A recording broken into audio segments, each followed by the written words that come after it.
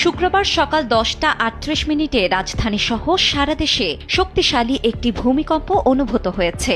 বাংলাদেশ আবহাওয়া অধিদপ্তর জানিয়েছে এই ভূমিকম্পের মাত্রা ছিল 5.7 আর উৎপত্তি স্থল নরসিংদীর মাধবদী। তীব্র ভূমিকম্পে আতঙ্কে মানুষজন রাস্তায় নেমে আসেন। মার্কিন ভূতাত্ত্বিক জরিপ সংস্থা USGS এর তথ্য অনুযায়ী ভূপৃষ্ঠ থেকে 10 কিলোমিটার গভীরে ছিল এর উৎপত্তি। এতে দেশের বিভিন্ন স্থানে ভূমিধস ও মৃত্যুর ঘটনা ঘটেছে। জানা গেছে, রাজধানীর পুরান ঢাকার বংশাল এলাকায় ভূমিকম্পের সময় একটি 5তলা ভবনের অংশ ধসে 3 পথচারী নিহত হয়েছেন। নিহতদের উদ্ধার করে হাসপাতালে নেওয়া হয়েছে। এছাড়া বাড্ডা লিংক রোডে একটি ও নিউ মার্কেট এলাকায় একটি ভবন হেলে পড়েছে। গাজীপুরেও বেশ কয়েকটি বহুতল ভবন হেলে পড়ার খবর পাওয়া গেছে।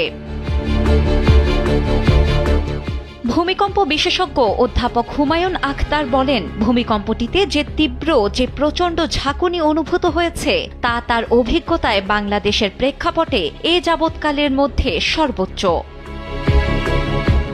শিলা ইসলাম, সময়ের আলো।